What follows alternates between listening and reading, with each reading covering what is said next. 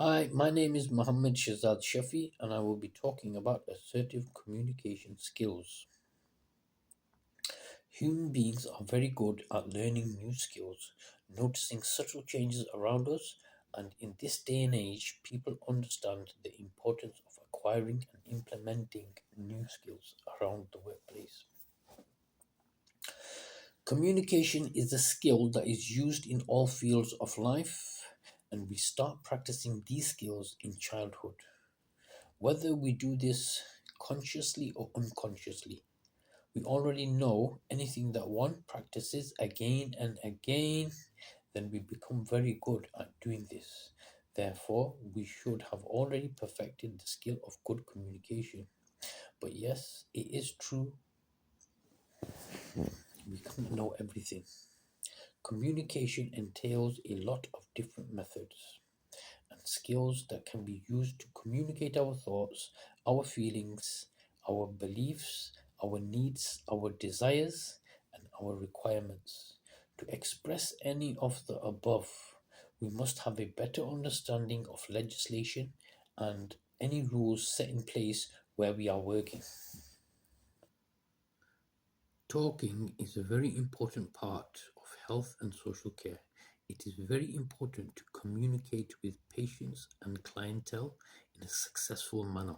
Successful meaning if a medic approaches a patient and requests them to take their medicine, but they do this half heartedly and they just walk up to the patient, put the medicine down on the bedside cabinet without making any eye contact, and quietly say, "There's your medicine," and then turn their back on the patient and walk out of the room again. This is not just bad manners, but also paints a picture inside the patient's mind of the whole team, suggesting to them that these people are not really interested in their work.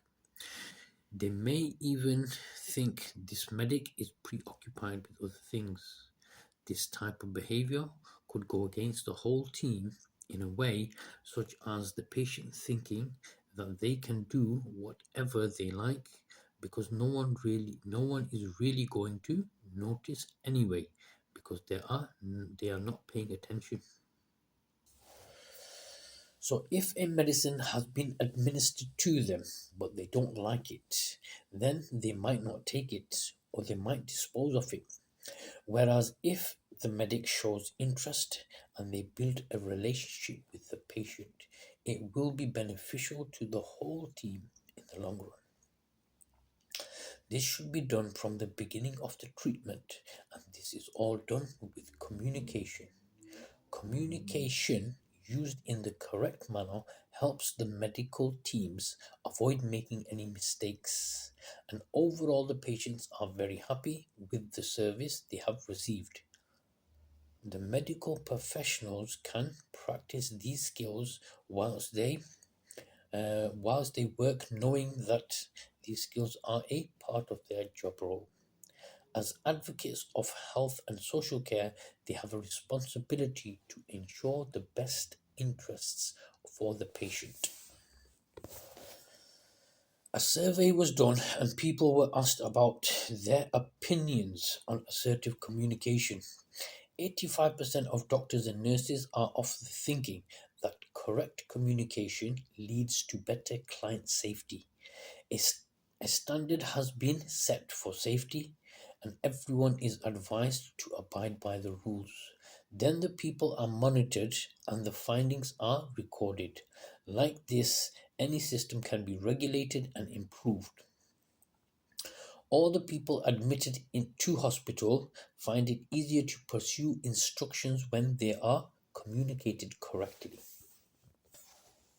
In the health industry, the practice of assertive con- assertiveness is continuously being successfully taught.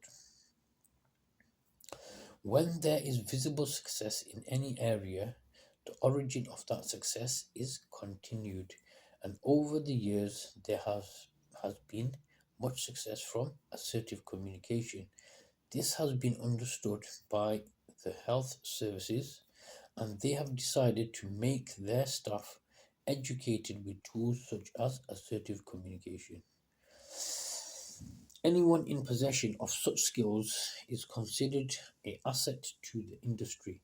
By accepting and practicing assertive communication skills, specialists can build confidence and restore peace and tranquility in any conflict situation. All organization leaders want their staff to be working in complete harmony with each other, and these skills help them achieve their tasks collaboratively. Therefore, assertiveness is essential for communicating in the health industry. All members of the public, whether they are patients or staff, are satisfied with the end results of assertive communication. Assertive communication is considered to be the backbone in any relationship, whether it be a personal relationship at home or a staff member relationship at work or a patient relationship in a hospital. So that's why individuals are influenced to get themselves educated and capable of exercising assertive communication skills. When done properly, this enables a person to make others understand their point of view, and all this can be done without anyone being disrespected or feeling disrespected. This type of communication is used to inform a person of your desires in a way that is not only understandable but also acceptable without beating around the bush. People prefer to be told straight rather than misinformed and misled. Teachers believe assertive communication boosts self confidence and is responsible for a person's overall well being. There are many different types of communication, but for argument's sake, let's break it down into three. The first style would be one where everything goes and not much is questioned. This is called passive. The second style is the opposite of the first style, and every question is answered to a satisfactory manner.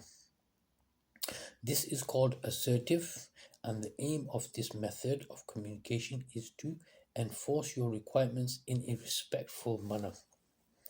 The third one is to get your required outcomes without caring about the feelings of others.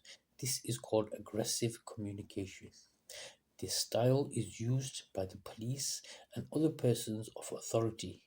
They make use of this style of communication when they need the public or anyone else to comply with something that is very important. As I mentioned earlier, there are various different styles of communicating one's thoughts to others. The key factor to remember is to apply this style in a manner that is acceptable to others and must be done without disturbing or disrespecting anyone else. The skill of communicating correctly is viewed in high regards by everyone in the health industry. This allows doctors and nurses to communicate their needs to patients more easily and effectively. When working in the health services, it is important to recognize patients' limitations effectively. When working in the health service, it is important to recognize patients' limitations, and at the same time, it's also equally important, if not more important, to make patients aware of their own limitations. When I say limitations, I am referring to things that a patient should know that they can or can't do. For example, when a patient is on a ward in a hospital and the patient is very loud or aggressive or just very active, they must understand they can't do certain things whilst on the ward, and they need to know that they will be asked to leave or thrown out if they do something unacceptable. Certain information must be relayed to the patient in regards to this, but it must be done in a fashion that doesn't make the patient feel provoked and then causing them to retaliate. It should be done in a way that is accepted by the patients. This is in actuality a very good system because the professional must behave in the same way that they are requesting from the patients.